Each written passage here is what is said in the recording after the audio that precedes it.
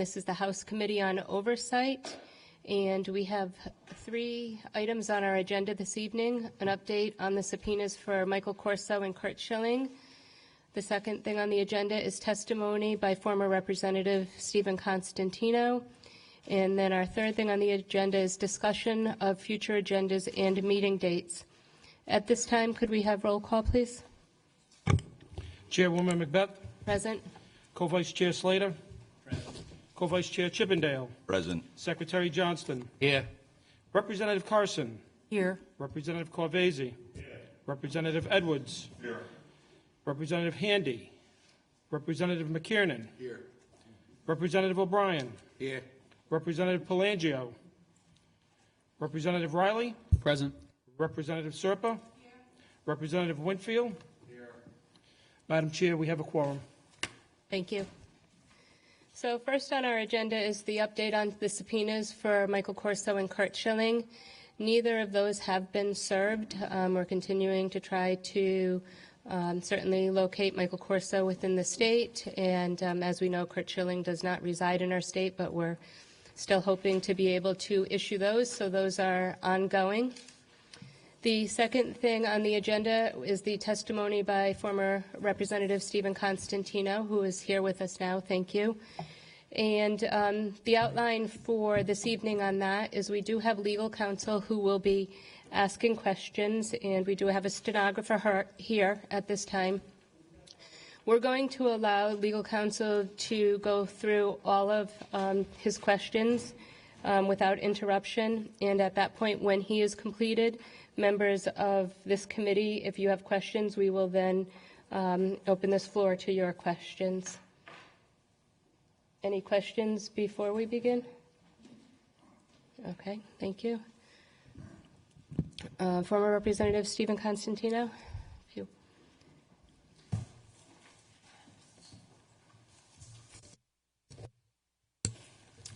Thank you, Madam Chairwoman and members of the committee. I have a statement I would like to read into the record. As most of you are aware, I am a former member of this chamber and was the chair of the House Committee on Finance from 2004 to 2010, which encompasses the time period of the 38 Studios legislation, the subject of your inquiry. I was the primary author of the state budget and the associated legislation authorizing the Jobs Creation Guarantee Program, through which 38 Studios ultimately received funding. I have traveled here from out of state to be before you today without counsel to voluntarily testify to answer questions which this committee may wish to pose to me. I do so in the hopes that this body is committed to conducting a fair and impartial analysis of this matter and is not engaging in the exercise of political theater. However, I do appear with some reservation. When I was asked to appear before this committee in the spring of 2014, I was advised by attorneys and others that testifying before this committee could jeopardize the legal action that the state was pursuing to recover damages. My attorney responded to this committee that I would not agree to appear at that time, but explicitly left open the possibility that I would appear at a later date when that situation was not pending.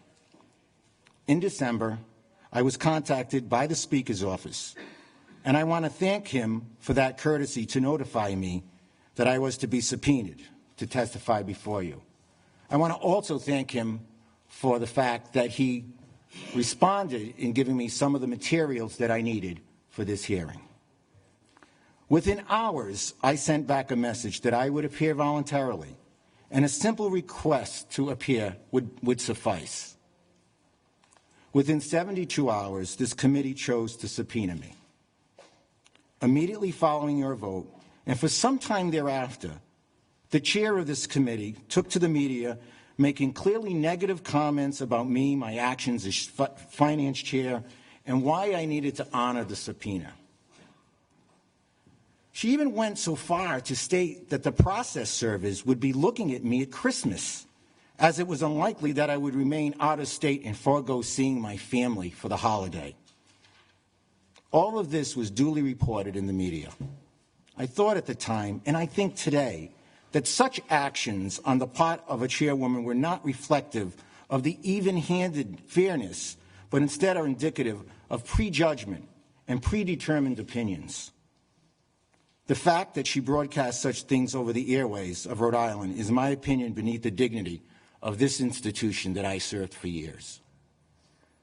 By sitting here and subjecting myself to your questions, I am paying this committee in this body the respect that I believe it strongly deserves. I very much believe that the committee will remain true to its pronouncements and that it will conduct a full, fair, and impartial analysis of these events without preformed opinions or conclusions. I agree that such an inquiry can be beneficial.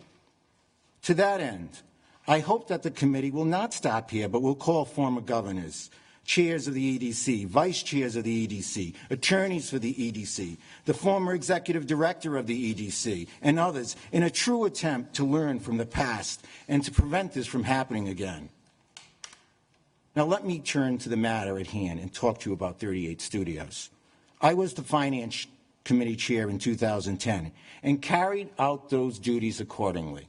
I was taken by the Speaker to Maynard, Massachusetts, as I have said in my depositions, to the company and toward their offices.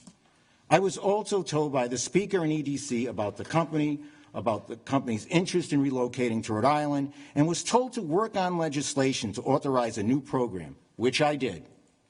I sponsored the legislation for the EDC with an increased funding limit to lend Rhode Island companies and possibly 38 studios. I added restrictions and safeguards to protect the state to the language of the legislation as proposed by EDC. I did this while performing all the other tasks normally associated with drafting and negotiating the state budget. Further, as to 38 studios, I was not responsible for granting any benefits of any kind to 38 studios. I did not encourage or induce anyone in or out of government to grant any benefits to 38 studios. I was not responsible to reviewing the details of the company's finances to determine if it was prudent to assist it with state financial support. I was not responsible for investigating the strengths of weaknesses of their business plan. I was not responsible for investigating the video game industry to determine if it was a good field to invest in supports in. When you're looking at the state budget, this was a very small section of my responsibility at that time. And that responsibility of all of those areas I listed was really on the agency, the Economic Development Corporation. I have not had and do not have any personal relationships, social relationships, business relationships, financial relationships, or any other kind of relationship other than my official capacity as a member of this chamber with the representatives of 38 Studios, Curt Schilling, Tom Zaccanino, Michael Corso, Governor Kacheri, Keith Stokes, Michael Saul, the chair, vice chair, or any other members of the EDC staff. The involved banks, investment houses, law firms, or any other defendants in the state civil lawsuit, and neither or any of the purchases of the bonds issued in that matter. Now, what do you wish to ask me? I stand ready.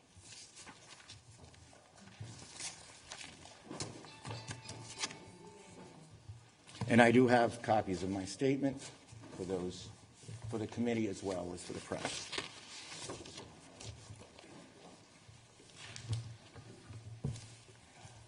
Good afternoon. Mr. Costantino, do you have a copy of your previous deposition testimony in case we need to refer to it? I did not bring a copy of my deposition. I'll provide you a copy of that. Also, I'm going to provide you, sir, a copy of documents which I've marked as Exhibits 1 through 14. So as we go through this hearing, you'll be able to refer to them. Okay?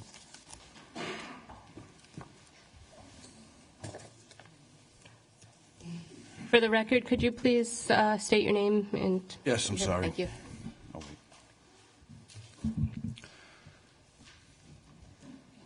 Please.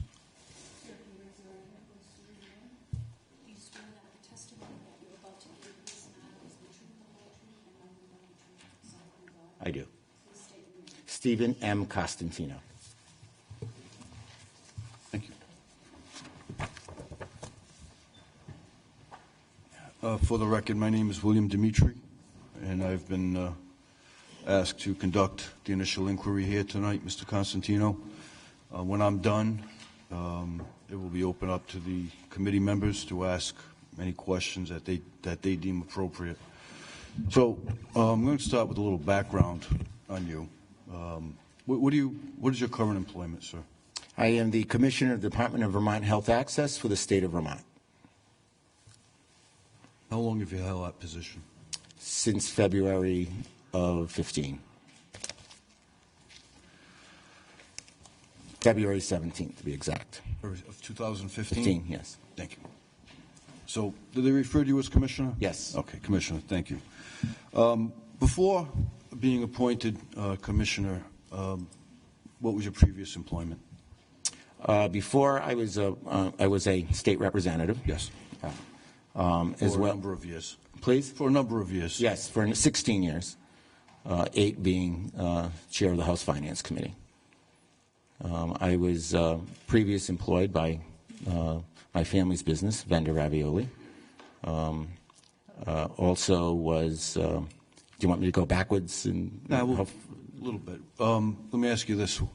I know that you were employed, from reading your deposition, by your family business, Vendor Ravioli, and I'm not going to delve into the family business, but you left there at some point. When did you leave?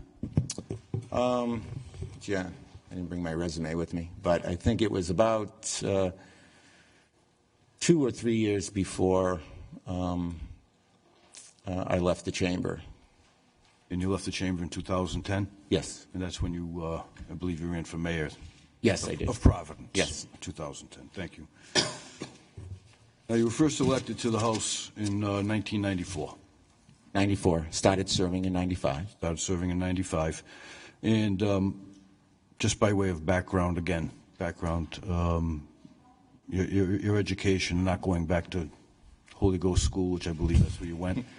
LaSalle Academy. Providence College. 75.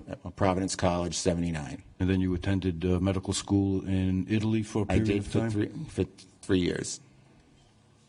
And at some point in time, you made the decision to leave medical school and return to the States. Yes, I did. Okay. And when you returned to Rhode Island, specifically, did you live anywhere else in between? No. So when you returned to Rhode Island, Commissioner, what did you do? What kind of When I employment? returned to Rhode Island, I worked for the Providence Community Action Program. I'm sorry. Did you finish? I was going to go to the next job, but What did you do for the Providence Community I was the Action operations manager there. What kind of what were your duties? What did that entail? Basically entailed running various programs of community action. It ranged from fuel assistance to giving out cheese on corners, to weatherization programs, to dealing with there were about 8 or 9 senior community centers in the city of Providence, and I was working with them as well. And then, as I understand it, your position there, call it a promotion, if you will. You became operations manager. Yeah. How long were you operations manager, PCAP? Probably about 1.5 or 2 years. I think you were there for about 3 years total? 3 years total, yeah. And as part of operations manager, did you have any financial responsibility? Yes, I used to monitor the community centers and their budgets in terms of their contracts. In monitoring budgets, was it fair to say that you would charge to make sure that they stayed within the the bounds of any grants that you received or they received? Yeah, it's pretty accurate. It's pretty much making sure the contract they had with Providence Community Action, they were abiding by not only fiscally, but also in programmatically.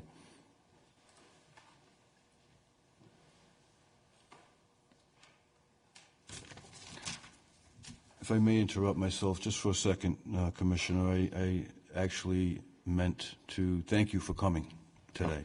And I know that you live out of state, and I know you traveled, so I apologize for not saying that. No, that's fine. At the beginning.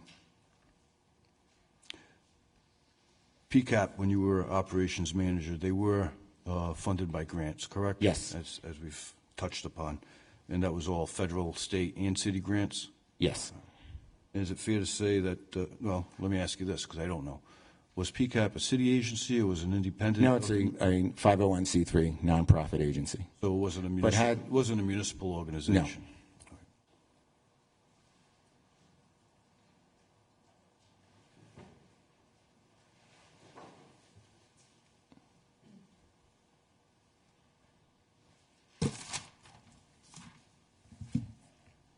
I apologize. I'm just skipping over some background information that you've covered already.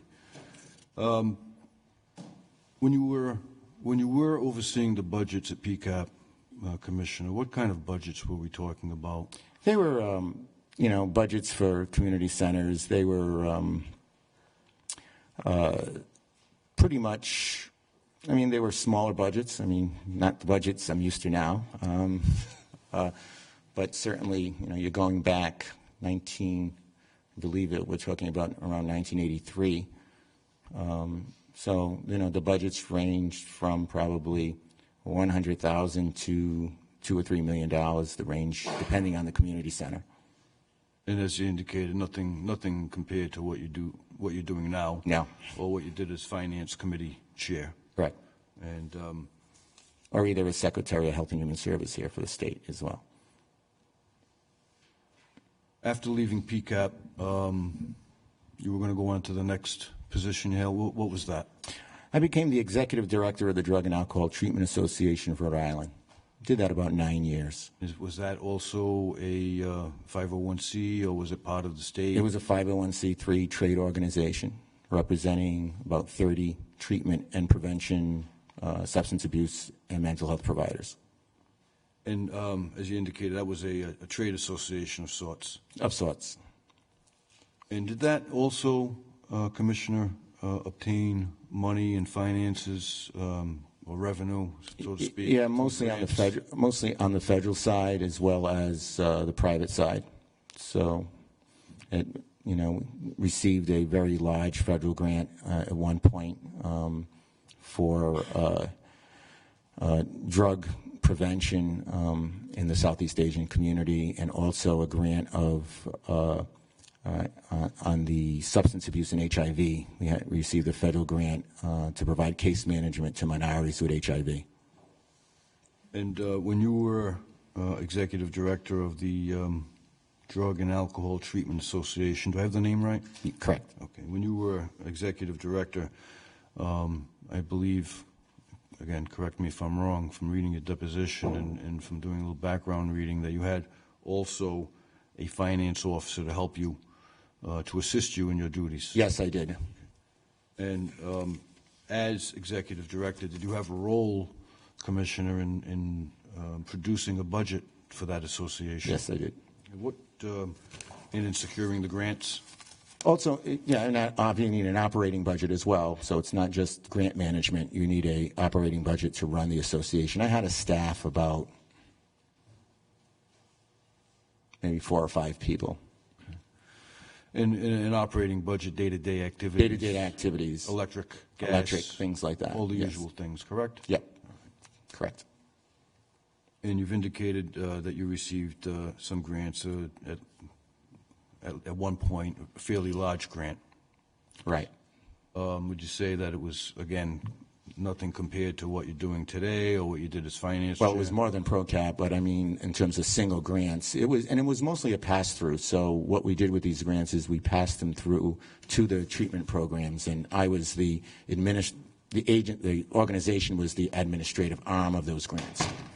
When you say pass-through, Commissioner, once the money's dispersed, is it fair to say that those particular funds that are passed through and going to the other associations, basically it's out of your hands? Programs, not associations. Programs. Yeah. I'm sorry. It was a trade association. Right. And you were giving money to the different programs. Yes. And then would they be responsible for staying within their budgets themselves? You would no longer have No, control? there was a very tight relationship because the feds required that. I mean, they obviously had to monitor their own budgets, it's no doubt about it. But we became the funding source. So just like the federal government would monitor a budget, my organization had to monitor their budgets and make sure they were making, it's kind of similar to the previous thing, making sure they're meeting scope, they're staying within line items. So they had to report back to us fiscally so that we would be able to report to the federal government on the money as well. Okay, so the duty to report back to the federal government remained in your hands? Yes. So your job wasn't done once the money passed through Exactly. from the association to the programs? Okay, fair to say? Fair to say. All right. Subsequent to that particular position, I believe you opened up a, what's it called, Providence Medical Health Care? Yes. And sort of an urgent care center? Yes. Is that right? Correct. Walk-in. I'm sorry? A walk-in urgent care clinic. center. All right. And again, if I understand your prior testimony, your deposition testimony, you ran the day-to-day operations of that Yes, I entity. was the administrator. You were the administrator? And an owner. I'm sorry? And an owner. And an owner. Right. Right. And you were responsible for scheduling staff. Were you also responsible for the budget, accounts receivable and payable? Is that Yes. accurate? Accounts receivables, payables, hiring, firing, pretty much making sure the trains are running. And that opened when? Was that 1995? I don't remember now. To the best of your recollection. I know it's quite some time ago. Yes, it was close to 95. That was in and around the time you had already Just been started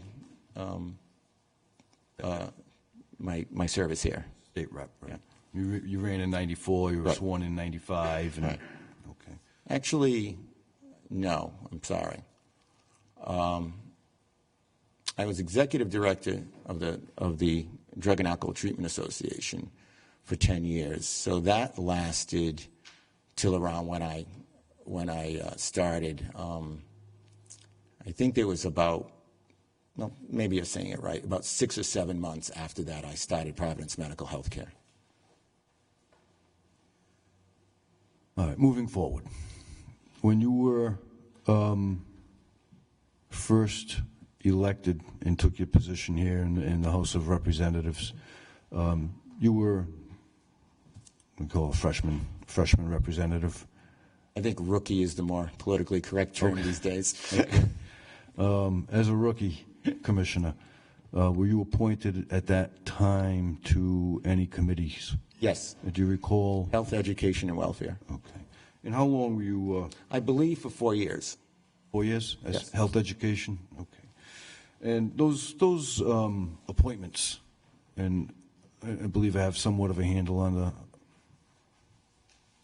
how things work, and feel free to correct me. But those appointments are made by the Speaker. Is that fair to say? It's actually, over time it has, generally they're made by the Speaker, but I think there was one time where they actually, kind of the committee actually nominated someone, but generally they're the Speaker's appointments.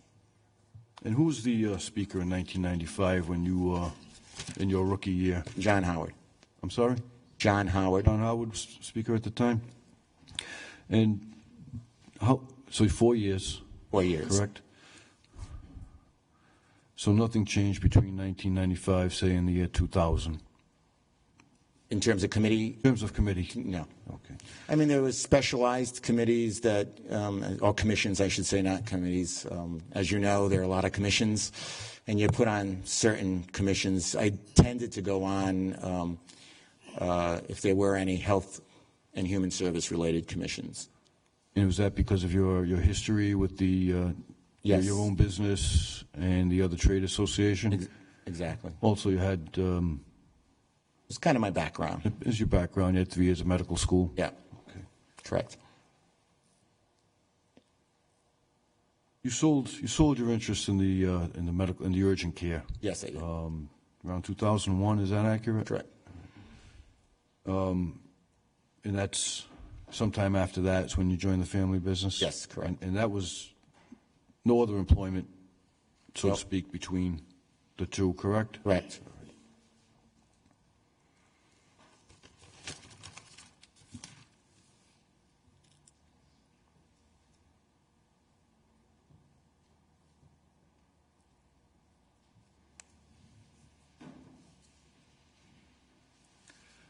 All right. Now, between 2000 and 2004, Commissioner, what other committees? I was put on finance.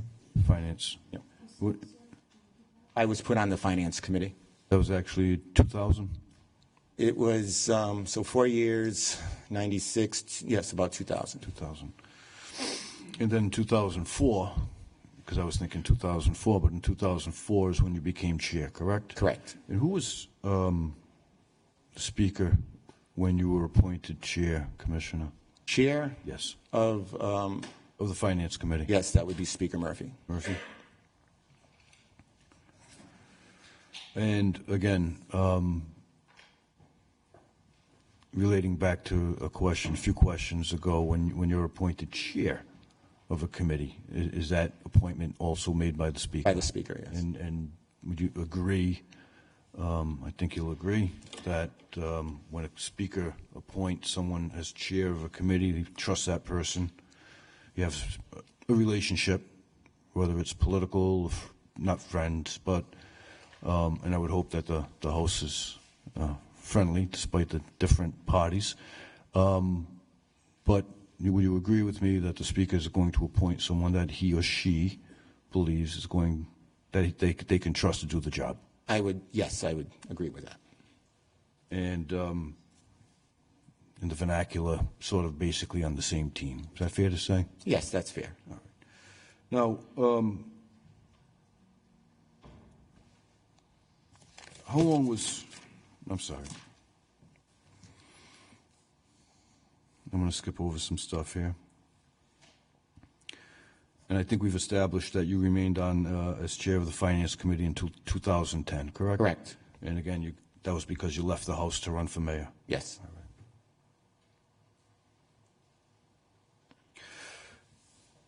Speaker Murphy, William Murphy, he left as Speaker, and he left the House 2009? No, 2010, I'm sorry. Yes. 2010. Yes, I think it was, Correct? I'm not sure if it was February or March, but it was somewhere like that. All right. If I told you that Speaker Fox became Speaker in February of 2010, does that sound right? Yes. All right. And when Mr. Fox became Speaker, he left you on as Finance Committee Chair? Yes. All right. So again, to use the vernacular, it's sort of the same team, all right? I would assume. All right. As other chairs were. As other chairs were, sure. And I'm not saying it's just you. It's, Yeah. Okay. And you've already mentioned it in your opening statement, certainly, but for purposes of testimony, throughout the course of the discussions and the first visits to 38 Studios, at all times during that period of time, you were finance chair, correct? Correct. All right. And for the record, the Finance Committee basically writes or drafts, prepares the budget for the state. Is that fair? Well, the budget is proposed by the governor. Correct. Right. Okay, and the committee takes that proposal. It is in bill form, and goes through various hearings, usually around 100. And I think some members know the work that House Finance does. It's usually around 100 hearings a year. It goes through every piece of that of the budget, has those hearings, and ends up amending usually the governor's budget.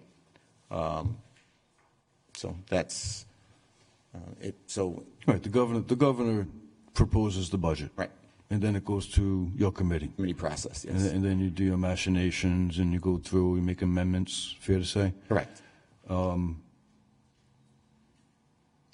And there are different articles of the budget, right? Yes, And each article will have a hearing, each article will have a hearing. fair to say? Yes, And some might be longer than others, some might be short. correct. Yeah? Okay. Now, in effect, as the committee goes through the articles, and as I've indicated, or as I've asked, I should say, some are shorter, some of the hearings are shorter. It's almost, would you categorize some of the hearings as almost a formality? Some are like perennial issues that come up every year that you have to do. Some are not a formality. It's probably, I think formality is probably overstating it. But there are certain issues that are in every single budget, every single year. So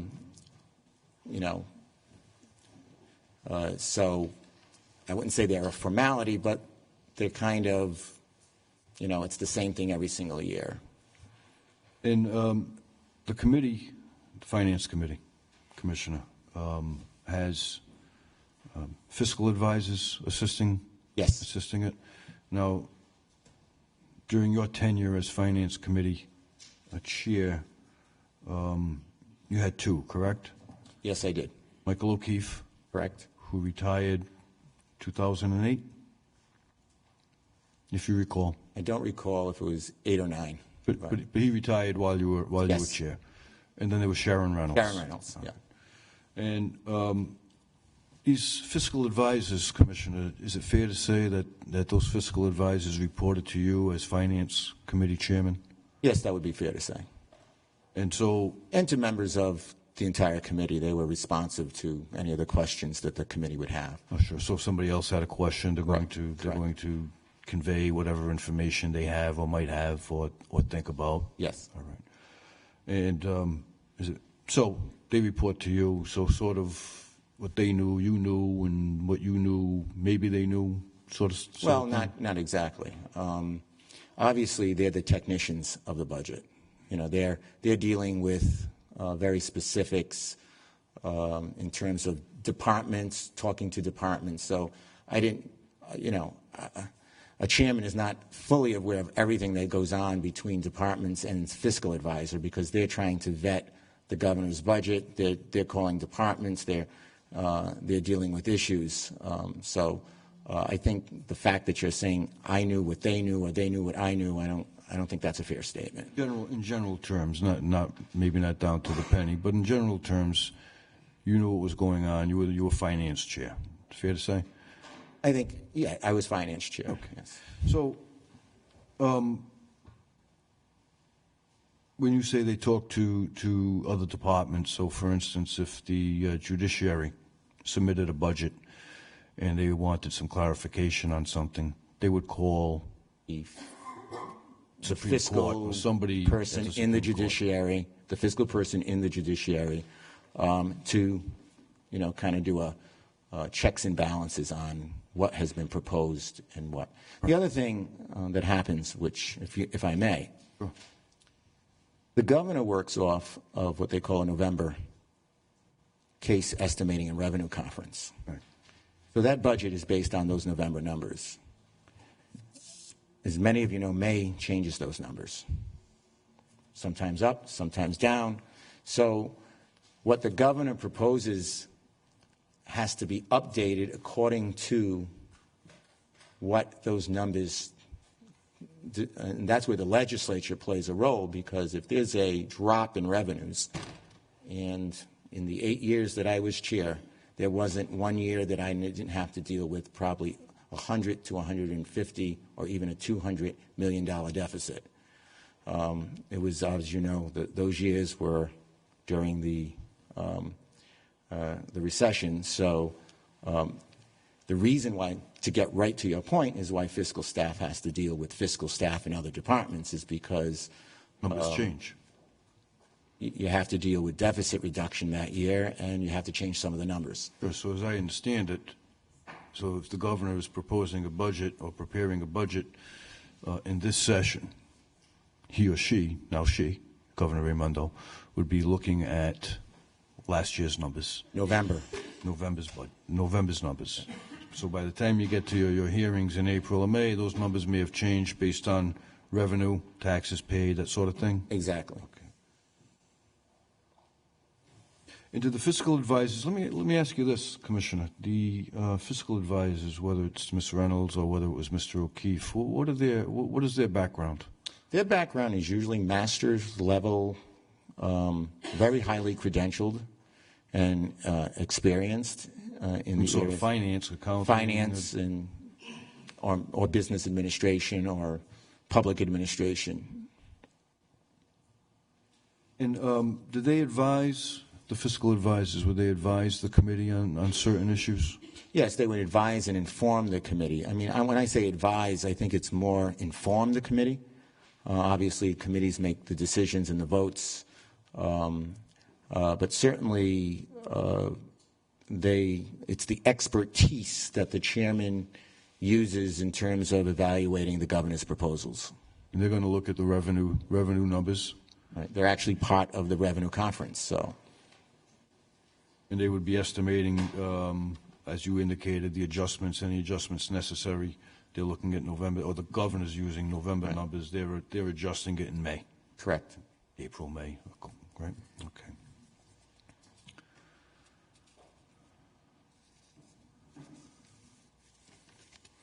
As chair of the Finance Committee, Commissioner, in addition to speaking with the fiscal advisors and other committee members, is it fair to say that you also have discussions with the leadership, the Speaker, for instance? Yes, we have discussions with the leadership and also members.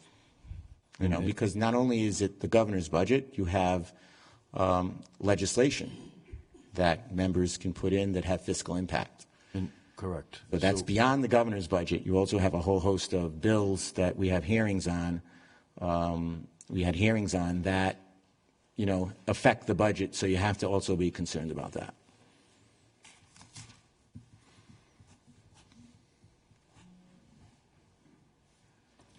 Excuse me, Commissioner.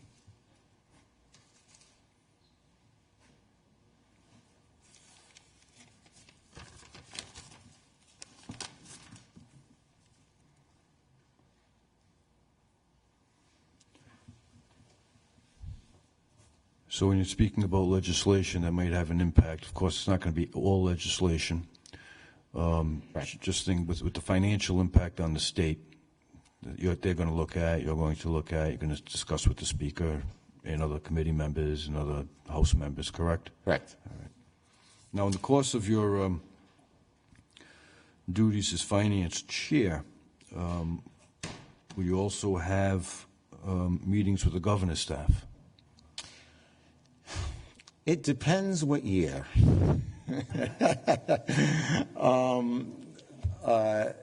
It would vary? It varies year to year. Okay. Yes. Yeah, fair enough. And how about the governor himself, herself? I very rarely met with the governor on budgets. Now, getting, I guess, to the crux of the matter. During 2010, Commissioner, as it related to 38 Studios, of course, did you have any meetings with then Governor Kucheri? Yeah. Did you have any discussions with Governor Kucheri? I did not. Trade any emails with Governor Kucheri? I think you would have seen them. I did not. I probably would have, but I'm going to ask anyway. Yes, that's fine. Were you well, it's a little bit repetitive, but I'm going to ask anyway. Were you present for any meetings that Governor Kucheri had with Curt Schilling? No. Or any other representative of 38 Studios that the governor met with? No. Well, I don't understand the question.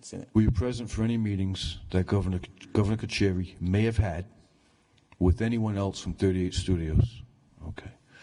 Tom Zaccanino, Jen McLean, Nobody With the governor? with the governor? No. Okay. I take it then that you did not attend this fundraiser that Governor Kacheri attended? I did not. Okay. Do you know what that fundraiser was for? I have no idea. Neither do I. Let me ask you this. Being chair of, I bounce around a little bit, being chair of the Finance Committee, if there were going to be changes in the legislation, who drafted the amendments? Usually legal counsel. Is that legal counsel? House director? Finance legal counsel. Finance legal. And who was legal counsel At the time, it was Bob Carr. Bob Carr? I'm not, is it still Bob Carr? Yeah.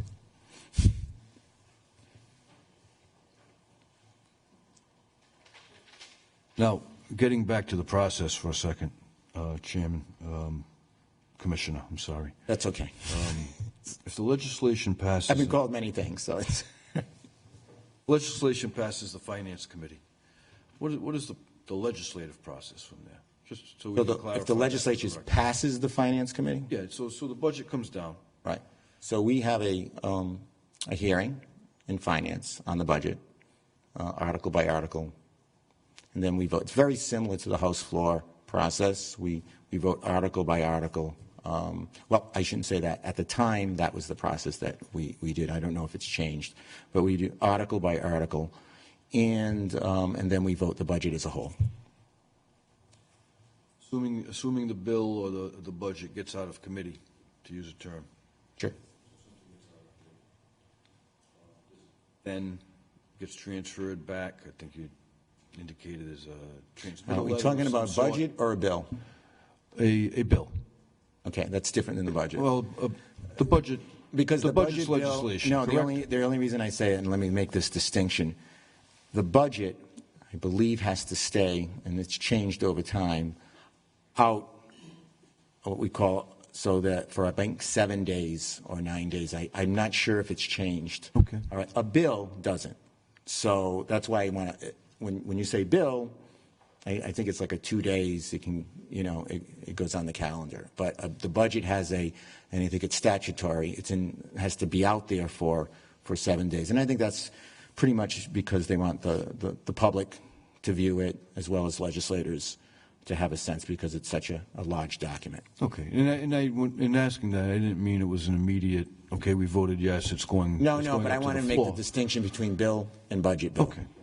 But at some point, it goes back to the House floor. It goes to the House floor. For a full vote. For the full vote.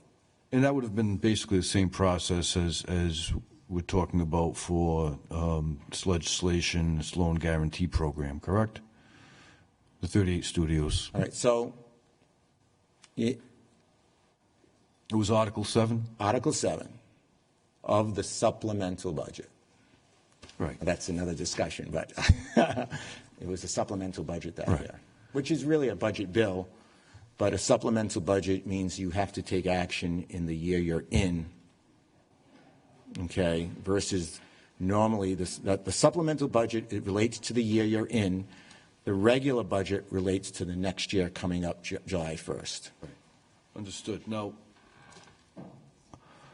I think some of the committee members might delve into that, but can you explain why, for instance, now, can you explain why the 38, well, this particular legislation, it's Article 7, I know there was a lot of discussion about it, and why it went from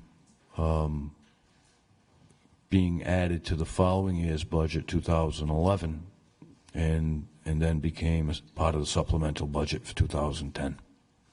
Okay, so I don't know the 11 question. Well, if it was, It was never part of the 11 budget. It was a part of the supplemental budget, which would have been the 10 budget. it became part of the supplemental budget. Yes, Right. but it wasn't in the 11 budget. I don't know what you referenced 11, so I didn't mean to say it was in the 11 budget. But do you recall any conversations where, say with Keith Stokes, for instance, where there was the question of whether it was going to be part of the 2011 budget or a supplemental budget for 2010? I don't remember exactly that conversation. I do remember this. The atmosphere in the chamber that year, the atmosphere in the state of Rhode Island, was that there was this sense that we had to do something dramatic for economic development. It's interesting because one of the things I have been amazed is that I have the DVDs here, and I really wish we could play these. All right, the hearing. I have the debate on the House floor where people have actually asked me, you were asked if this was for one company. I would love to play this. I would love to play the hearing, the floor debate on when it became a bill, and I'm sure you're going to get to that. All right? All right?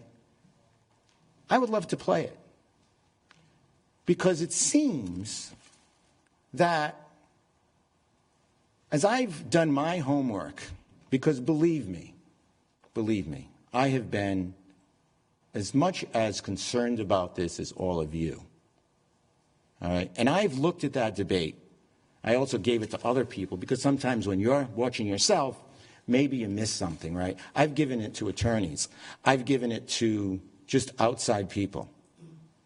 And I looked at the hearing, first of all, the hearing where Keith Stokes is in front of us, and Lori White is saying that actually this program isn't strong enough, and listed 30 states where we should be doing more than what we were doing. So to get to your question, all right, the atmosphere was we have to do something now because Rhode Island was in a recession. It had like a 13% unemployment rate. And by the way, my previous history on those type of programs, I was criticized for saying no to EDC year after year after year.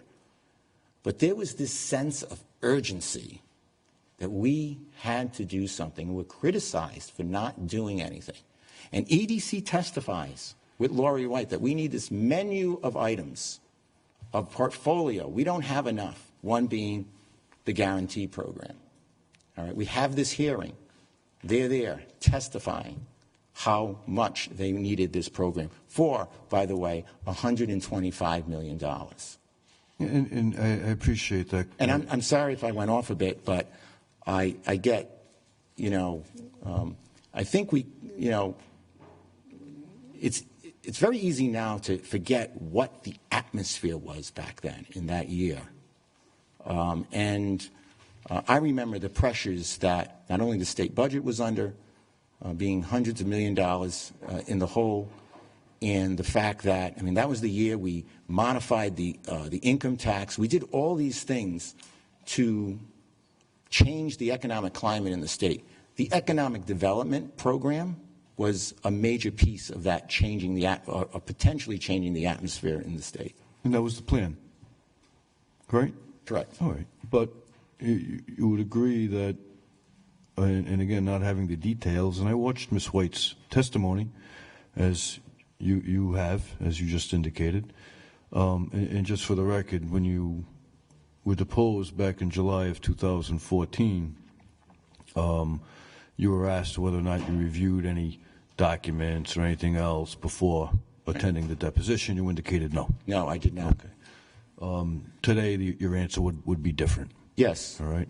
And I'm sure I will get to that, and I don't intend to play the videos, whether the committee wants to. That's certainly within No, I think what's been frustrating is that I've watched all the hearings. I've read a lot of the depositions. I have, I've read the articles in the newspaper, which I did not do it obviously. All right. And in reading all those depositions, and I've read quite a few myself,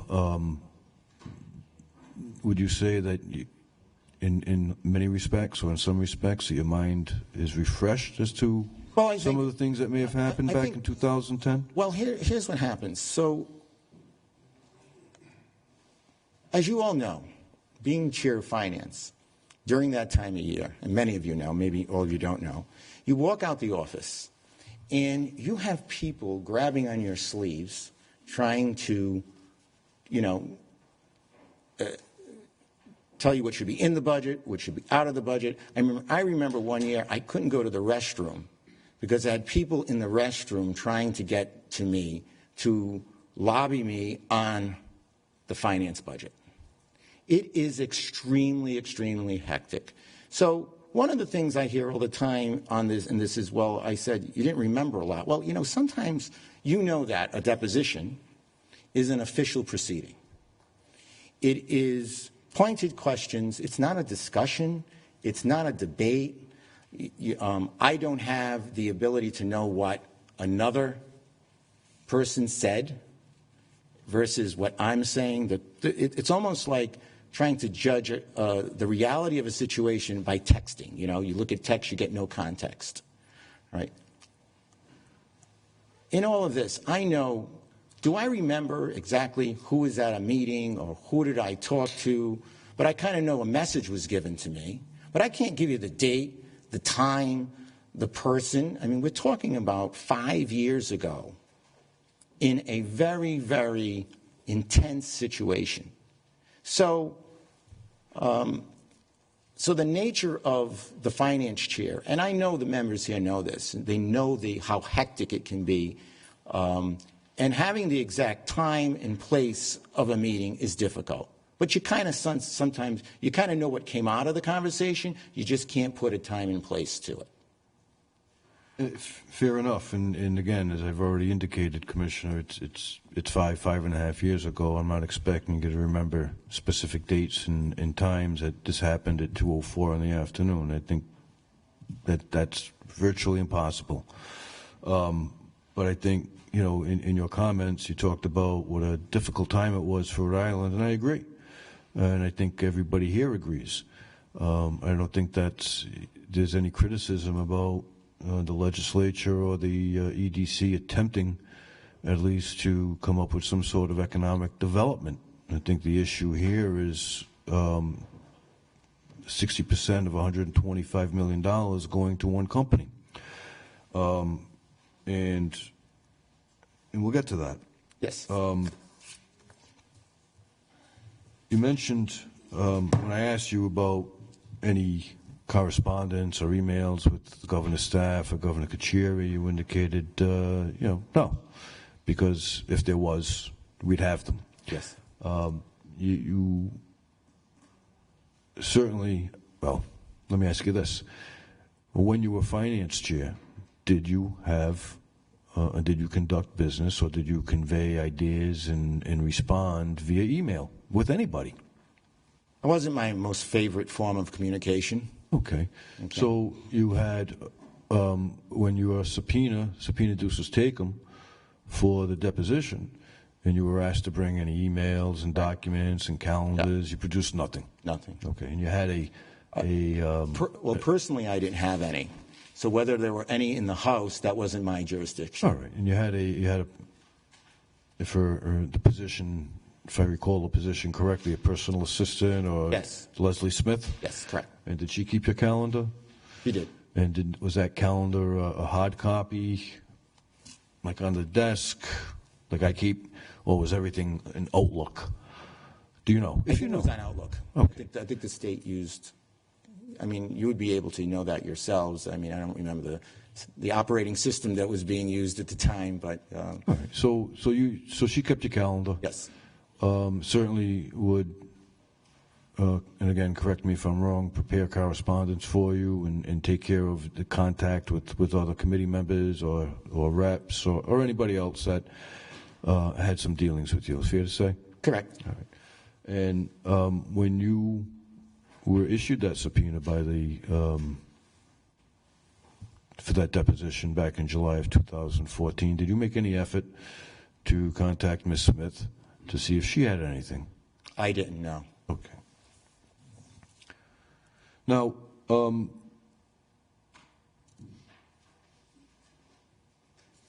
in 2010, Commissioner, you learned that Curt Schilling was interested in moving his company to Rhode Island. The question? You learned that Curt Schilling was interested in moving his company to Rhode Island. And as you've touched upon, that was a potentially important move to further the economic development, if you will, in the state. Well, to be honest You with you, thought I so. thought the loan guarantee program was was the issue. The one company issue, that really wasn't my decision. My concern was that the legislation had protections in it to vet no matter what the company was, whether it was $1 or 75 million. Well, the idea of the loan guarantee program, of course, was to get other companies to move, help. Not that anything was targeted, not that any of the... Not necessarily to move, Or not... to grow. To grow. Some to come to Rhode Island, Yes. others that were already here to help grow. Yes. And fostered the idea, if a big anchor company, I think that was a term commonly used throughout the course of the deposition, came to Rhode Island, it might draw other companies as well. Is that Correct. fair? Now, 38 Studios became a primary target, if you will, for Governor Carcieri. Is that fair to say? Target? Target of a company to bring to Rhode Island. Well, it's fair to say, but it's only through what I've heard. So I wasn't told directly that. And again, this gets to the fact that, did I know that Governor Carcieri was interested in 38 Studios? Yes. Did I know EDC was interested in 38 Studios? Yes. They were trying to attract them to the state.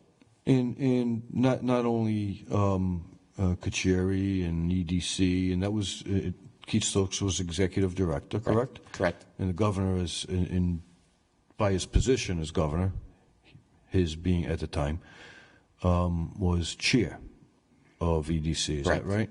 Now,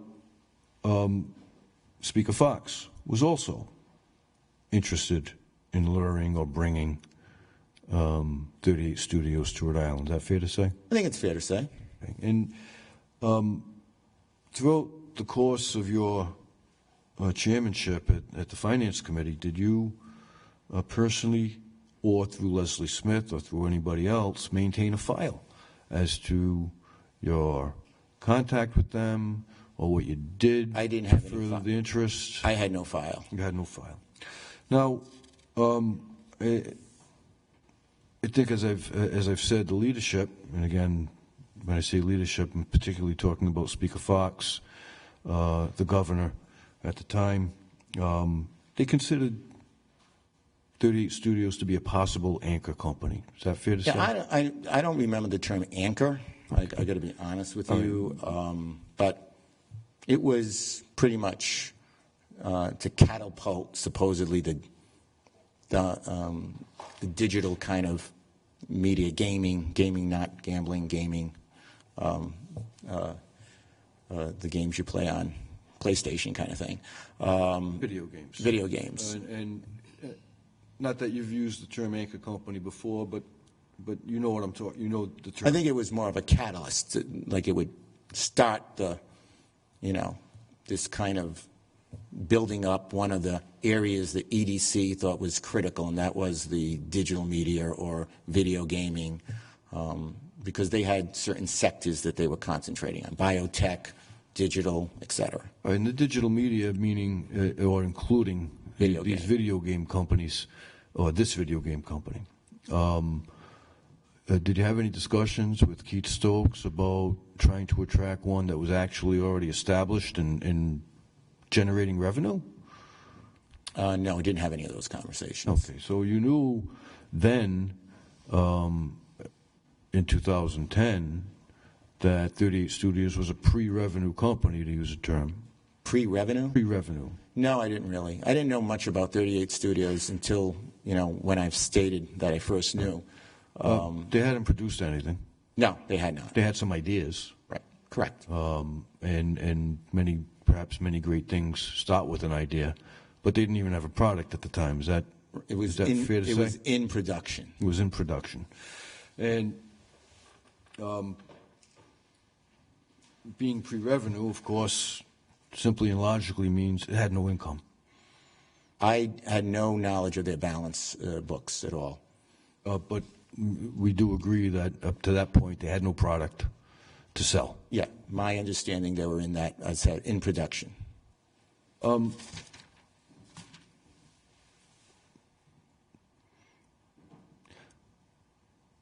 you describe, Commissioner, EDC and the leadership and the governor being excited about this opportunity? Yes. All right. And did any of that have to do with the fact that one of the principals was Curt Schilling? I have no idea. I know he's kind of larger than life, so I think he puts a little energy behind it. But whether that was their motivation, I don't want to speak. That would be very speculative on my part. All right. He certainly was a renowned pitcher. Yes. We agree, even though I'm a Yankee fan. Okay. I apologize for that. You apologize or you feel bad? I'm a for Red me? Sox fan. I figured you might be. Yes. But my brothers weren't, so. He was considered one of the key players in Boston's 2004 miraculous comeback, right? Yes. And had you met him prior to 2009? No. Had you met him? You subsequently did meet him in 2010, however. Yes, which I've. All right. Now,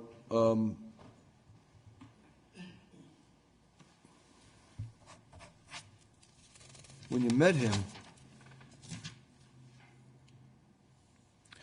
sorry, Commissioner, I have an outline. I've already covered a lot of this, so give me a second, please. You hadn't met Mr. Schilling back in prior to March of 2010. Is that fair to say? Correct. All right. In 2009, when you were finance chair and Speaker Murphy was still speaker and Mr. Fox was majority leader, did you have any discussions with Speaker Murphy at the time about 38 Studios? No. Were you aware of the existence of 38 Studios in 2009? No. All right. So it's same questions, same answers as to Majority Leader Fox then at the time? 2009? 2009. Correct. All right. Now, you were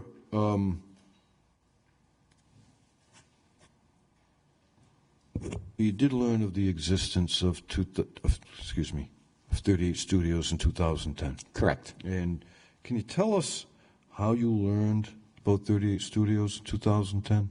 Yes. I was called by the speaker. Was Speaker Fox.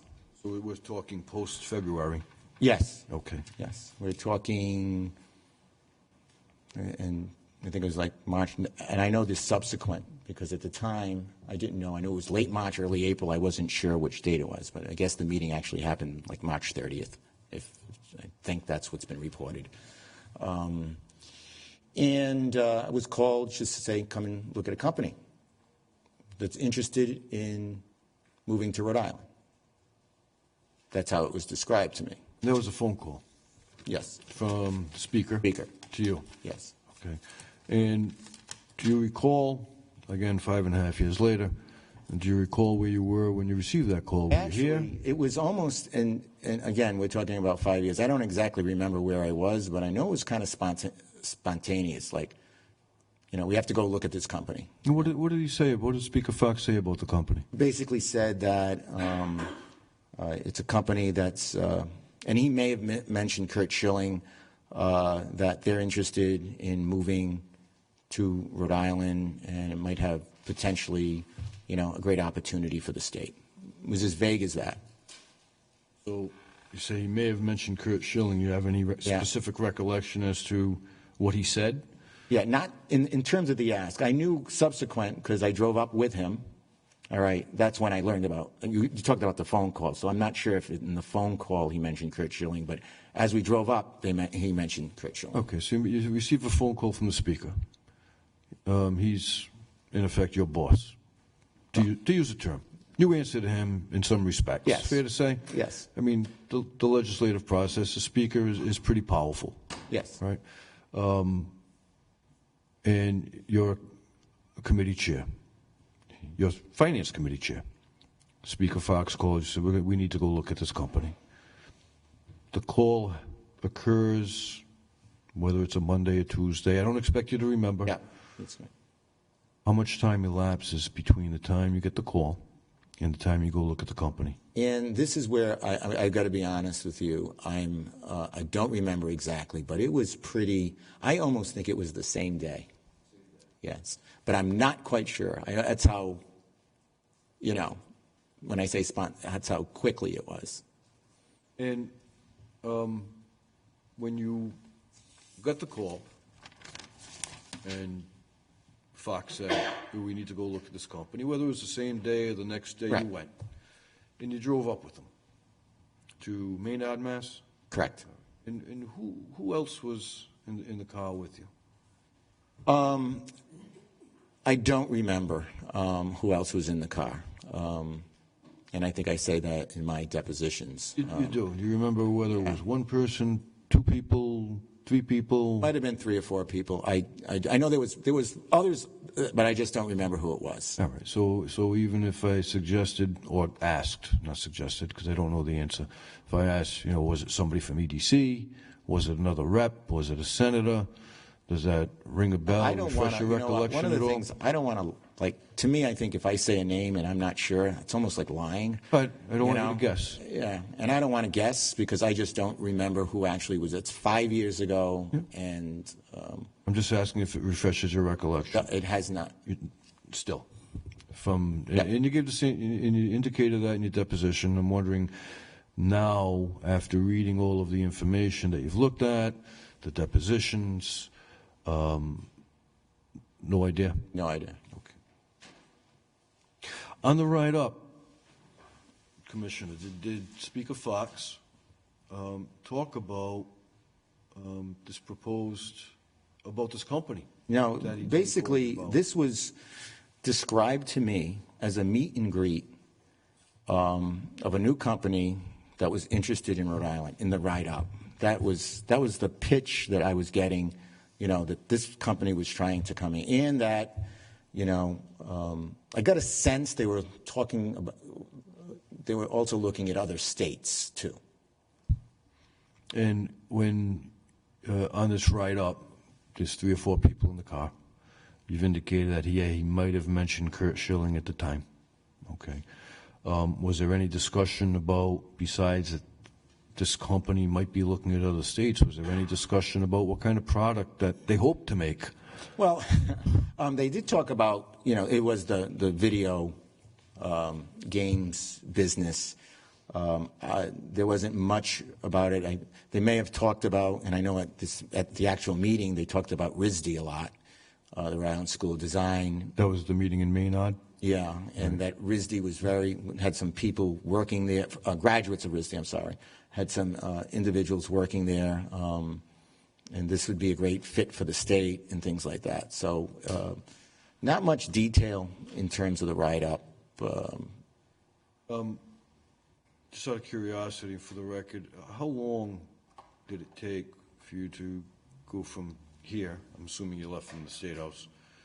I think it's like a 40-minute ride. About a 40-minute ride? Yeah. All right. So it tells you about this potential fledgling company that wants to move to Rhode Island. They're looking at other states.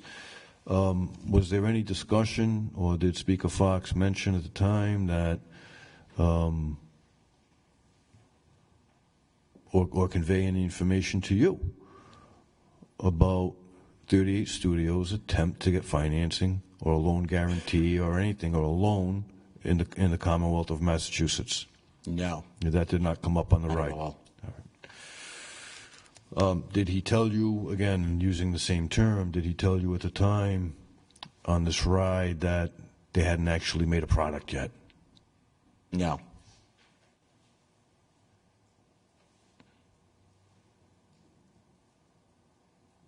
Now, Commissioner, in this economic development program, is this a first of its kind for the state? I mean, I know you have film tax credits, and you sometimes give other sort of historic tax credits and that sort of thing. But was this particular program new? It's pretty new. To Rhode Island? It was pretty new. Now, there hasn't been, in my experience here in the state, There hasn't been an economic development director previous to Stokes that didn't want something like this. So let me ask you this, Commissioner. Why suddenly, when we have Curt Schilling, who was, at least was a pitcher, and sort of a high-profile personality, if you will, that has a company that has no revenue and no product, is so welcomed when other companies within the state that were struggling and could have used a leg up, and in the past these programs would just shoot away. Well, they could have used the program. Nothing prevented them from using the program. In 2010. In 2010. Well, what about in prior years? Why didn't we look at it as a state? I'm sorry, because this young lady here, and you know, Yes, she could only take one of us at a time. Okay. Take what we're saying one at a time.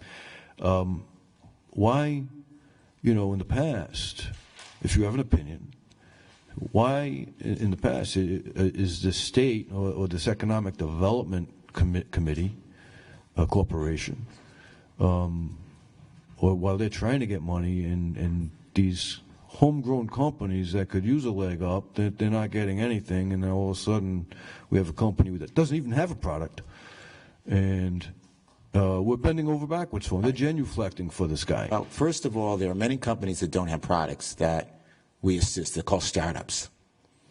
The state was assisting. The Slater Fund, for example, is one of the products. It's not directly out of EDC, but it's a nonprofit, which is kind of part of EDC. It's an interesting setup, but they invest in startups. And in fact, there have been some cases, which the hearing brings out, where we started companies up and they ended up moving to Massachusetts after we started them up. There are some that failed. So I don't think it's unusual that you have startup companies, whether it's biotech and other life science industries, that are working on something that there isn't a product yet. But so to get to your question, previously, what was explained and was that the menu of financing in the state, there was this huge middle gap. There was startup money. There were things like you just talked about, potentially tax credits. There's industrial bond money. But access to capital for the next step after startup was missing. All right, so you have startups, and then you have companies that maybe perhaps want to open up a factory, or, like you said, biotech. And was the state at that point in time investing in, to use a term I've read, bricks and mortar? Or were they investing in some idea about a video game, which is, and tell me if you agree, which is sort of a hit or miss sort of industry? Yeah, I do agree that it's a high-risk industry. It's the term I would use. But it wasn't my decision. It wasn't the committee's decision. It wasn't the legislature's decision on who would get the money. All right. So it was going through a process. It was going through a process. That should have been, I have my own opinions about that process, but... what were your opinions about that process? I can tell you what my opinions about that process. I believe that if they complied with the actual bill that we passed, much of this we wouldn't be discussing today. If they had complied? With the bill that we passed. And what do you mean by that? So, for those, again, I would say if you did look at the hearing, all right, I explained where we put some protections in there. In fact, I have the bill here. You can refer to them, of course. I mean, if you look at page 2 of the bill, I'm using the bill, not the article, which is a duplicate of the article. So, in which is this the last amendment you're looking at? Well, I'm looking at the as amended, 8158 as amended. 7105 sub A. No, 8158. That's the article. 58, I'm sorry. Okay. Okay?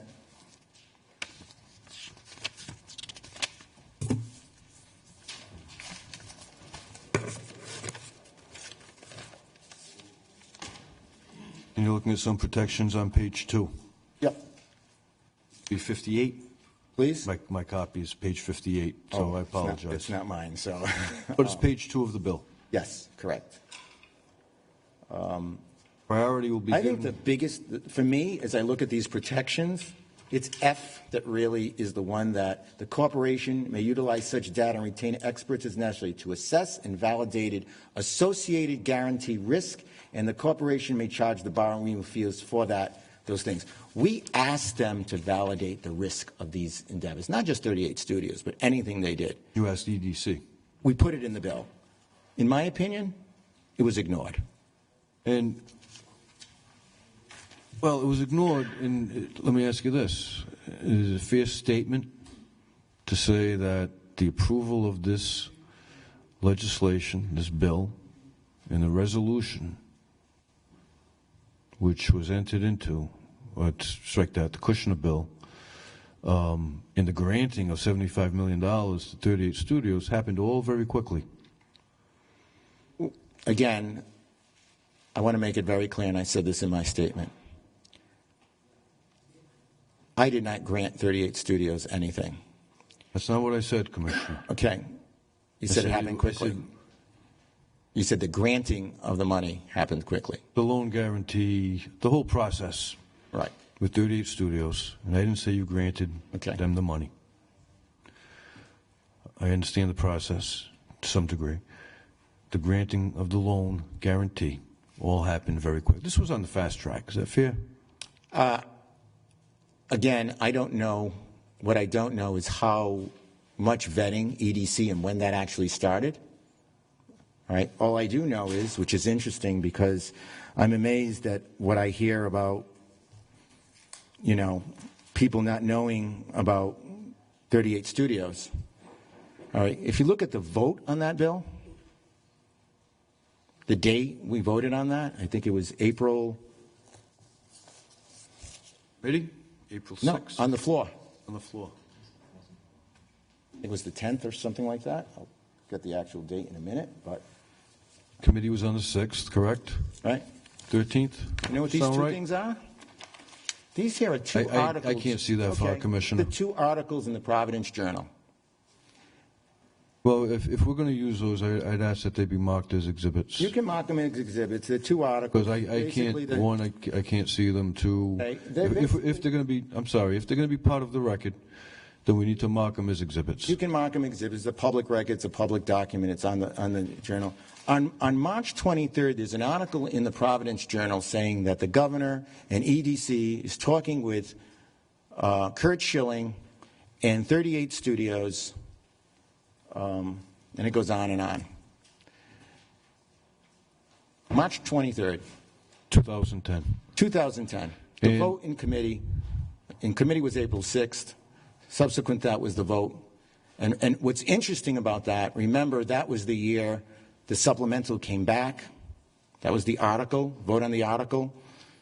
When you actually look at the bill was voted on in May. It was voted on in May.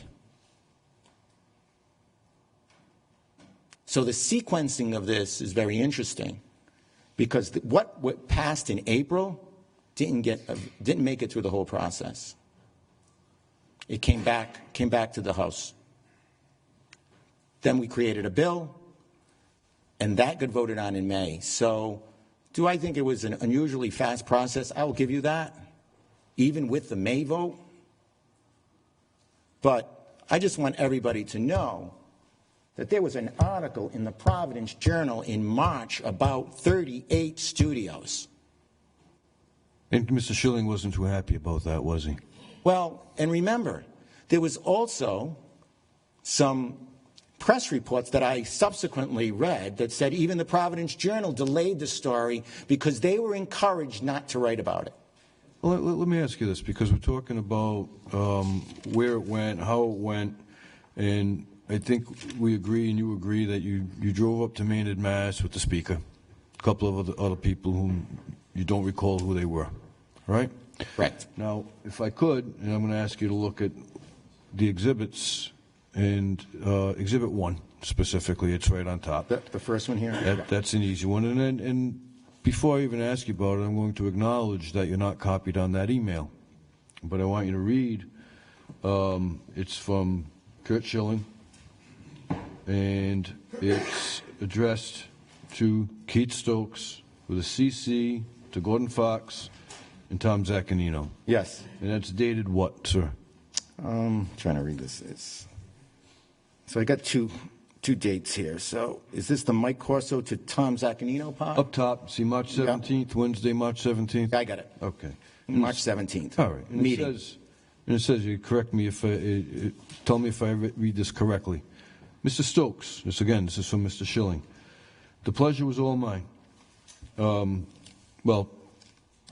pleasure was all mine. I sincerely appreciate the time and effort already provided by the state of Rhode Island. From the speaker on down, I look forward to Monday's meeting and next steps. Curt. So, on March 17th, and you've indicated that you went to Maynard. So it would have been on or before March 17th? No, I think it was late March. You think it was late March? Like March 30th or something like that. You think you went to Maynard in late March? Yes. Okay, so if we look back down on the same exhibit, which is the first in the email chain, and this is from Keith Stokes to Curt Schilling, with a CC to Gordon Fox. And very nice to meet you yesterday, and I look forward to our meeting on Monday, March 22nd of 2010 at 8:30 a.m. Yes. Joining me will be RIEDC Legal Counsel and Deputy Director for Capital and Finance. Both men have firsthand experience in most of our state's business development investment projects and proven backgrounds in public finance and legislation, and it's signed, so to speak, by Keith Stokes. Did I read that correctly? You did. All right. Let me ask you this. The meeting, at least Keith Stokes met with Curt Schilling, and his email to Schilling is dated March 17th, met with him on Tuesday, March 16th. Would you agree with that? Based on the exhibit? Yes. Okay. Does that refresh your recollection as to whether or not you traveled with Keith Stokes and the speaker on March 16th of 2010? Legal counsel to RIEDC was a man by the name of Robert Stoltzman, correct? Correct. And he was legal counsel throughout the course of the negotiations with 38 Studios? Correct. And he works for Adel, Pollock, and Sheehan, or did at the time. I assume he still does. And who was, at the time, Commissioner, Deputy Director for Capital and Finance? Do you know? I don't know the title. Okay. So this would be somebody within EDC. EDC? Correct. Or the state? Somewhere in the state. And you have any idea who Deputy Director for Capital and Finance was at the time? I don't. Okay. Now, I've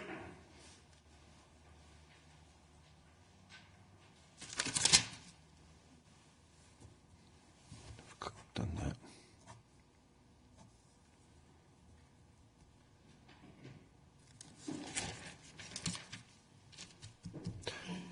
Going back to 38 Studios and the visit with the speaker, was that you? That was your first visit to 38 Studios? Did you make any subsequent visits to Maynard, Mass? No. Did you make any visits to its Providence location once it moved? No. Okay. And that was your first time, I think you said, meeting Curt Schilling, correct? Yes, correct. Again, you and the speaker, Mr. When Bill Murphy, Commissioner, stepped down as Speaker, did he, and refresh my recollection, did he leave the House entirely Or did No, he stayed on. He stayed on. Just stepped down as speaker. Finished his term. He finished his term. And do you know whether or not he ever visited 38 Studios? If you know. I don't know. All right. And I think I may have asked this already, but I apologize if I have.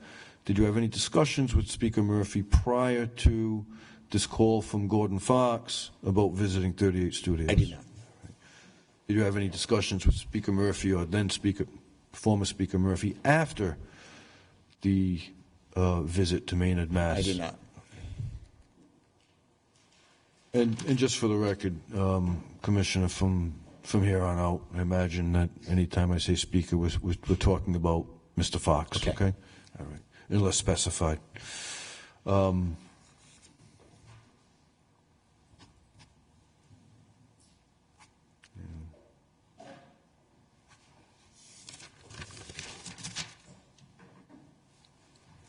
On your ride up to 38 Studios with the speaker, did he ever indicate to you that he had any prior visits to 38 Studios? No, he did not. Either way? He didn't say he did, he didn't say he Right. didn't? Okay. Correct. All he told you basically was that, hey, I've got a business prospect. We want to try to get him here. That kind of, yes, And perhaps maybe he mentioned Curt Schilling's name. yes. Do you know who he initially spoke to at 38 Studios? No, I do not. So he didn't give you any details about, I got a call from Tom Zaccanino, I got a call from Jen McLean, I got a call from Curt Schilling. I have no knowledge of how that was initiated. When you got to 38 Studios, Commissioner, was Tom Zaccanino there? In my deposition, I think I said I don't remember who was there, and I still don't, but I know there's been some stories that he possibly was at this meeting that I've read in the newspaper. But in terms of my own recollection, I didn't remember exactly whether he was there or not, but I think it has been reported that he was at the meeting. I'm asking based on your recollection, Yes. not based on something that may or may not have been in the paper. Frankly, I hadn't read those articles, but so your recollection today is the same as Yes. it was back on, I have the date, July 22nd of 2014. Did you ever meet Tom Zaccanino? Yes. And you met him subsequent to this meeting in Maynard? Yeah, I saw him at a restaurant one night. And Just happened to be at a restaurant. right, and do you know what restaurant it was?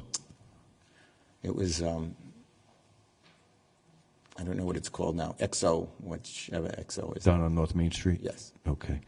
And was that a planned meeting, or just happened to run into him? run into him. Is Mr. Zaccanino from Rhode Island, do you know, or is he from I don't know much about Mass? Mr. Zaccanino at all. All right. When, in the context of 38 Studios, when did you run into Tom Zaccanino at XO? God, it might have been after, I don't remember. I just once remember meeting him at a restaurant, and it was, I think I even mentioned it in my deposition. Let me ask you this, Commissioner. You didn't meet him in the first visit to Maynard, correct? Well, I subsequently found that out.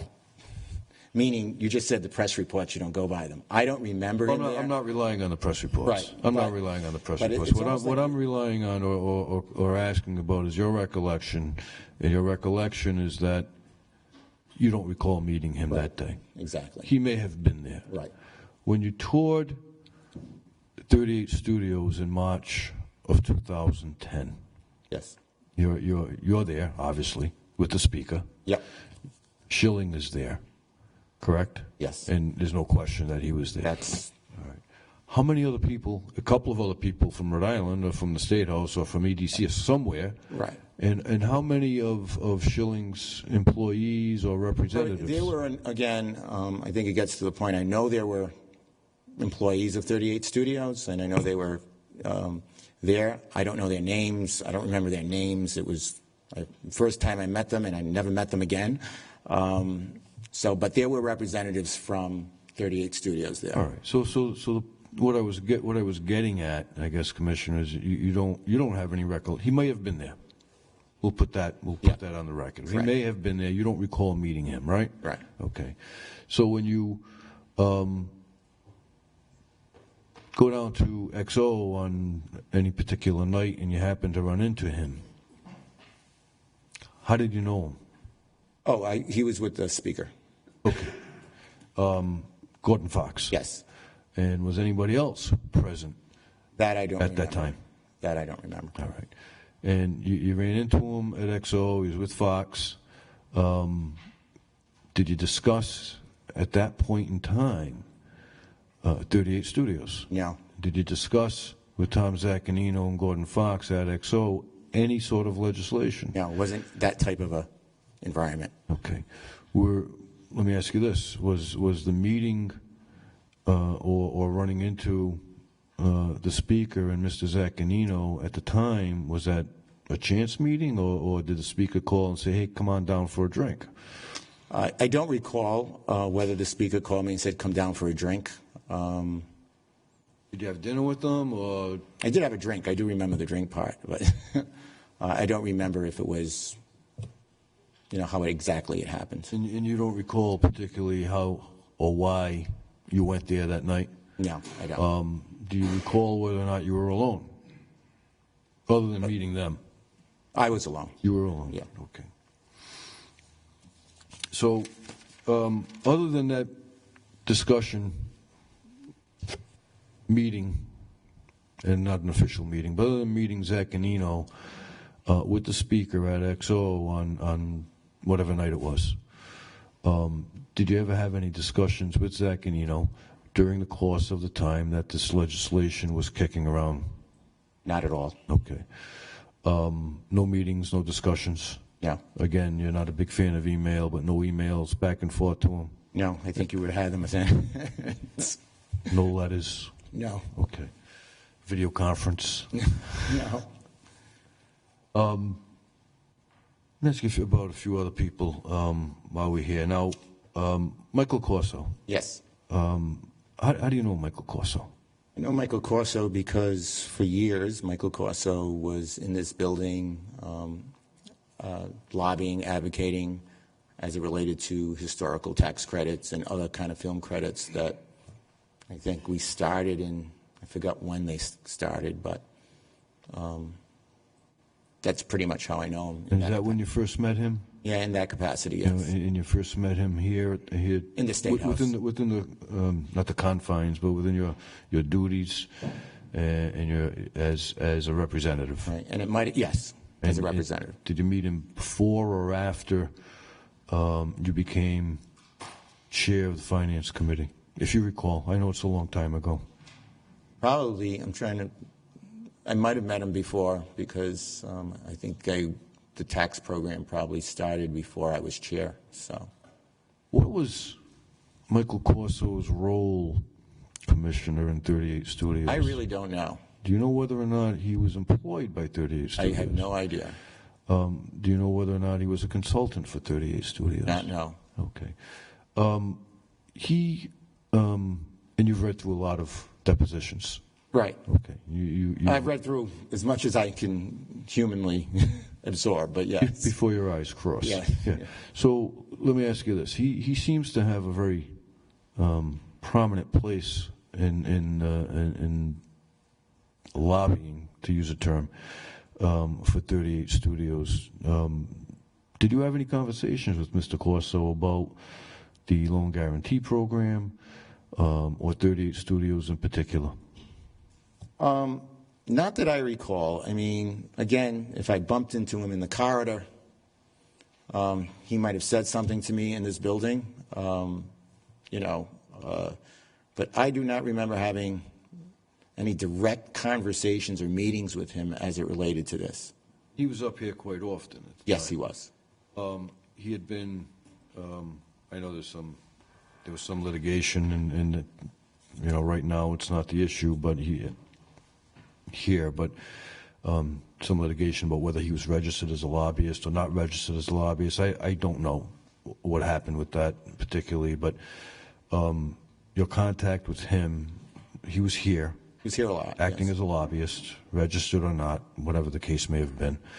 And you may have had some conversations with him in the hallway. Yes, something like that. I don't remember any organized meetings with him at all. All right, so no organized meetings, didn't come down to your office, up to your office, whichever the up or down. Yeah, they weren't. And discuss this legislation with you? Right. All right. Did he ever call you to discuss the legislation? No. All right. You do indicate in your deposition, Commissioner, that at some point you ran into him on a couple of occasions. I think again, a restaurant. Yeah. And do you know who he was with? Do you recall who he was with? All right. And there was another time, it was either a drink or a coffee that you had indicated that you ran into him at one point. Yeah, like I said, there may have been times I ran into him. Outside of the State House, I'm talking about. It's Rhode Island. Yeah. Did you ever run into him outside of the State House with the Speaker? Yes, I've seen them together. Okay. In various, again, always restaurants, but, Any specific recollection as to what restaurant or what time frame we're talking about? No, I think I actually, I don't remember, again, 4.5 years ago, but there were times I saw them together, And during the times that you saw Mr. I mean, Corsa? actually, Mr. Corso, I would even see at Vendor Ravioli shopping, I mean, Well, it has good food. So, it's things like that. Yeah, but in the times that you saw him with, say, the Speaker, was that during the time frame or during the period of time when the state and EDC was looking at this loan guarantee program? It might have been a time in that period. Again, Mr. Corso has been in this building for many years. Yeah. In terms of the tax credits, and we're trying to time it. We're talking about between March and May, right? And whether I can pinpoint a time I saw them in a social setting, and I won't be able to recollect that. Exactly. Again, Commissioner, I'm not asking you to say I saw them on right, but April even 5th. the fact that it's hard for me to pinpoint an exact date. All right, so you may have seen them. I may have seen them. They were friends. Yes. They were together sometimes. Yes? Yes. And Sorry. when you saw them together, and again, if I asked this already, I apologize, but did you have any conversations with them about this loan guarantee program? No. Now, who's Michael Saul? I know he works for EDC. I do not have his title. You ever have any conversations with him about the loan? Over the years, I've had conversations with him, yes. About this particular loan guarantee program? Well, again, I'm going to relate to my deposition, and I'll get back to what I said before. There are sometimes you remember the conversation, but you don't know the time and the date. All right.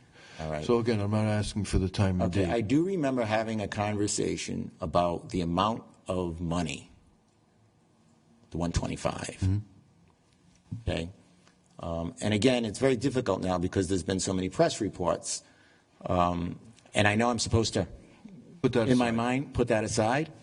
All right, but I do remember this because it was important for me, and the way this has been actually described has been very interesting.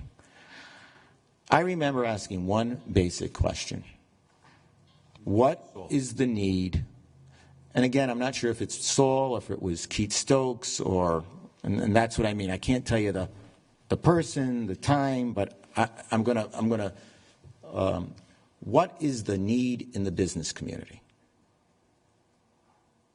You said that in your deposition.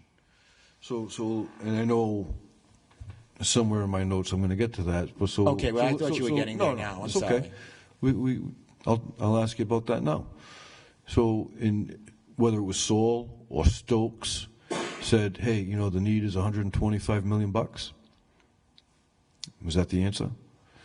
Yes. All right. So in March, and it brings questions to my mind, in March you visit 38 studios, right? They get 75 million.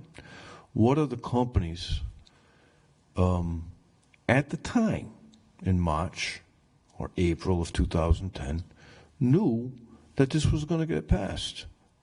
I can't answer that question. Right. What other companies, if any, did the speaker call you about and say, hey, we got to go visit this company because we might be able to help them out? I can't answer. They didn't call Was there me. one? Was there two? Were there any? Well, what I asked EDC was, you know, what is the pipeline? To be honest with you, it's like, and this came, I think, in the committee too. What's the pipeline? What's out there in terms of? They have been saying for years that this was a product that businesses needed. So they knew there was an inventory of companies that wanted this loan guarantee program, not just 38 studios. And in the hearing, actually, I don't know if it was Keith or talks about, you know, the range of grants, the range of the loans or guarantees were going to be from, could be 100,000 all the way up to and that's the term they used, multi-million dollar. And at the time that 38 studios and all these emails that you've read and these depositions in which people are talking about 38 studios, my question again is, what other companies were you personally aware of that would have been interested in a leg up in a hot economy? I don't have the list of companies. All right. Did you visit any other companies between March and May when this legislation went through? Did you? I'm trying to think of. I did do a small business tour. I'm not sure it was. I don't think it was this time frame though. But it was very common for, and I'm sure legislators. I'm sure it's common. It's common for the film tax credits being discussed and historic tax credits being discussed, but specifically between March of 2010 and May of 2010, did you visit any other companies? Yeah. All right. Do you know whether or not Speaker Fox visited any other companies? I have no idea of that. How about Mr. Corso? I have no idea. Mr. Stokes? Do not know. Mr. Stoltzman, his legal counsel? I do not know. Mr. Varecchia? I have no idea. Mr. Lane? Don't know. All right. Now, did you know, Commissioner, at the time, in this March time frame, okay, did you know, and I'm going to use a term that I've read in the depositions, that Al Varecchia and Steve Lane were considered by EDC to be its ad hoc committee on 38 studios? That I did not know. All right. So no one ever told you that, hey, we're going to assign these two guys? That's new information to me today. Sort of an ad hoc committee to vet 38 studios. Right. You never was told. You were never told that. Never told that. Right. Now, Al Varecchia is a pretty common name within the state of Rhode Island, but for the record, who is he? I know he was CEO of Hasbro. Yeah, former particular title, CEO of Hasbro, a home, well-established company. Yes. Right. And do you know who Steve Lane is? Yes, and I just can't remember his company. Okay. Medica? Yes. Zymetica? Zymetica, correct. And I should know that. I apologize. Yes, and they were both board members of the EDC in 2010, correct? Correct. All right. Now, did you ever meet with them? And because you didn't know that they were an ad hoc committee, I know the answer, but I need to ask it anyway for my own purposes. Did you ever meet with them, Steve Lane and Al Varecchia, as an ad hoc committee to discuss 38 studios? I did not. Okay. Did you ever meet with them individually? Yeah, I've talked. I know both of them.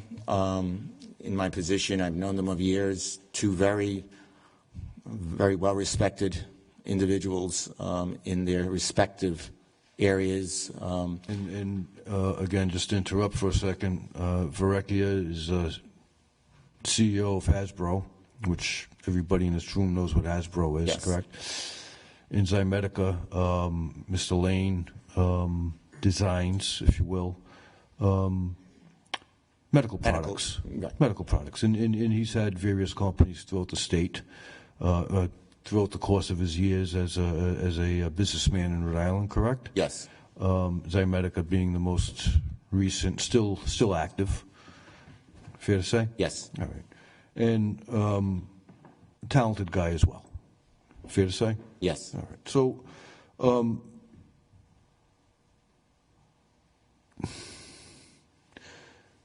you spoke with them about 38 Studios? No. You did not? No. Okay.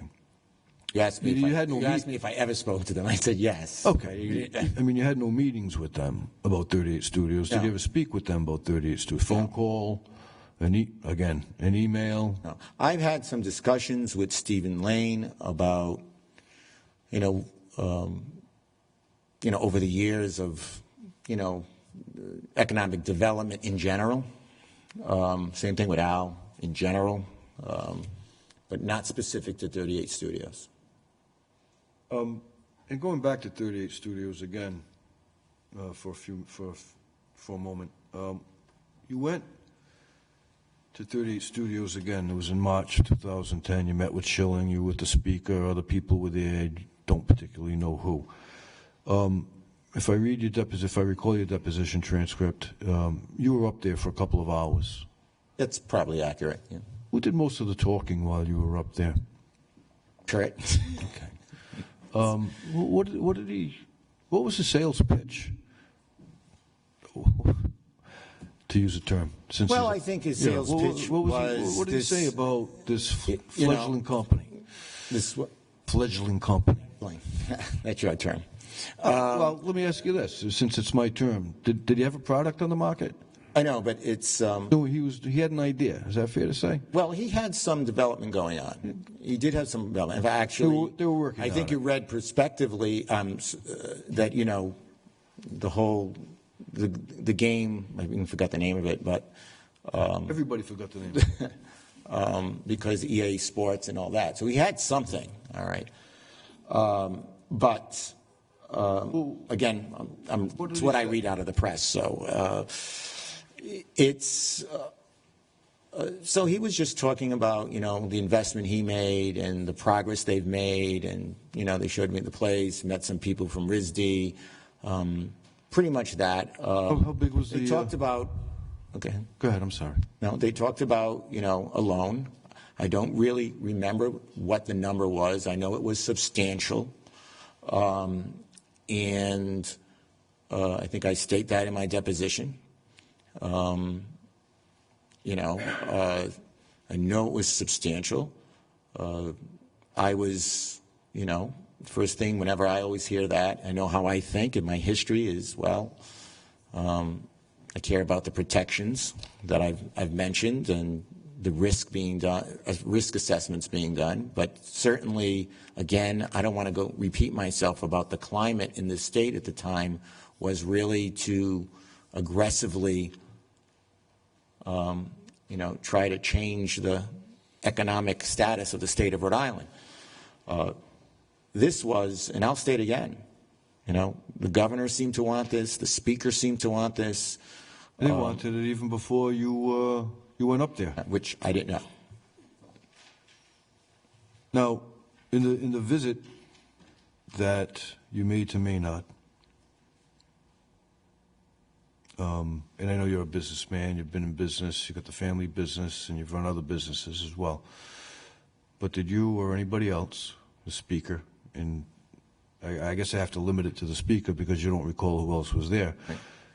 Did you or the speaker, if you know about him, have any first-hand knowledge or experience in the video gaming industry? No. Okay.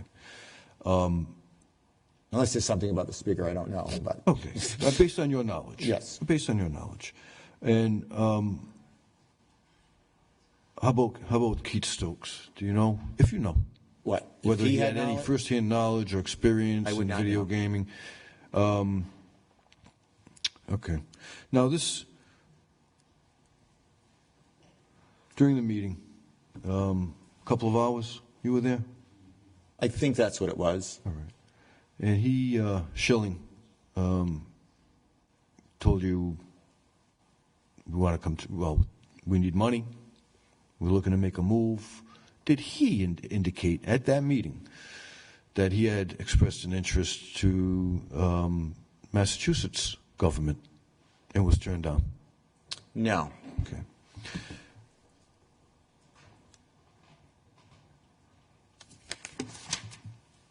Did you ever learn that, Commissioner? Did you ever learn that fact? I learned that Massachusetts passed on learned this it after. After May, after... I don't even remember. Actually, I learned it, and where I learned it was in the press. So whenever the press reported it, that's when I learned it. Okay. So it never came up in your conversations, at least on that day or subsequent, or during the time that you were considering it, or the state was considering it, and you as finance chair considering this loan guarantee program? Because I had not known that they had asked for Mass for anything. Okay. You indicated that Schilling did discuss some financial needs. It was substantial, but you don't recall any particular number today? Right. Okay. Could it have been at the time? I got to be honest with you. The only number that sometimes pops up at me is 50. But again, it's so long ago. But I knew it was a large number. During this meeting in Maynard, and again, going back to your deposition, I believe you indicated that Schilling told you and Fox and whoever else was there that, hey, this is a great opportunity for the state. Do you recall him saying that or something along those lines? Verbatim? Not verbatim, but based on, and I'm going based on your deposition. I can refer you to page 34. But that's. I think that was the context of it all. That was the context. This is a great opportunity. Yeah, exactly. Did he say why he thought it was a great opportunity? You're talking about Schilling. Schilling. I don't remember specifically him saying why, but they were talking about jobs.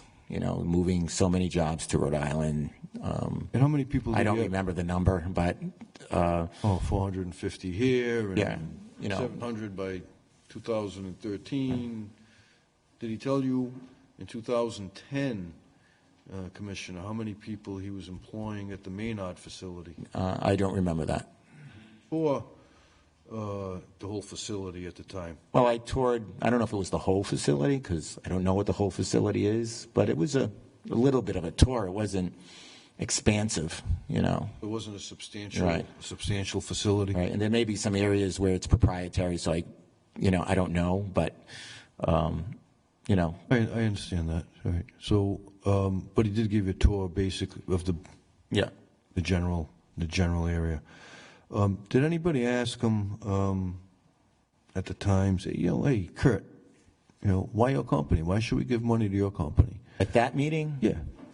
No. And why should we invest, which is really what the state did, whether it's a loan guarantee or a loan, we invested in a video game company. Was there any discussion of the risks of the, and you would acknowledge yourself, it's a high-risk industry. Was that discussed at that meeting? That meeting was, and I think I mentioned this, was much more of a meet and greet. Yeah. It wasn't a negotiation. It wasn't anything like that. Yeah, but I mean, it was a 2-hour meet and greet. So, I think were any specifics Curt discussed? can talk a lot. I mean, mostly about himself. But I'm just saying that that's that Yankee fan coming out in you again. No, it's nothing like that. No. Okay.